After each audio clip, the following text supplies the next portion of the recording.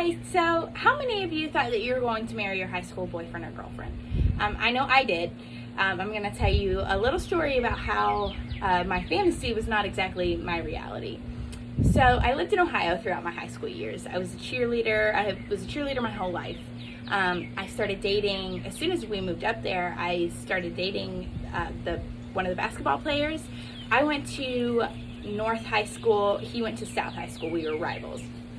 And we were dating. We had been dating for about a year, and one of my friends was throwing this New Year's Eve party, and all of us went. My boyfriend came with me. Even though he didn't go to my high school, he came with me. We had a lot of the same friends.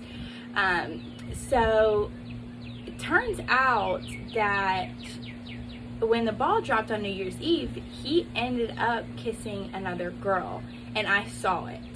So we stayed together and, worked through it, and it ended up not working out. But we fast forward to our next basketball game. Like I said, he played basketball for South. I cheered for North.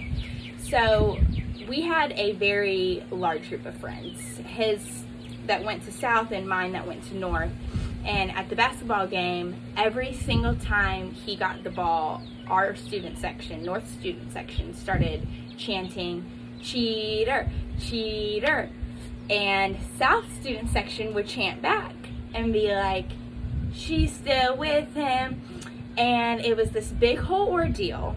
Well, his parents, who loved me, and they did not know that he cheated on me. We didn't tell them because we didn't want, it to turn into this big whole thing. I was staying with him anyways. Well, they videotape every single basketball game, and that is how they found out. So I ended up leaving him because our relationship was just the joke of the entire town, and I couldn't deal with that anymore. So that is how my fantasy was not my reality, and I am no longer with him today. Although I do still talk to him, we are still friends.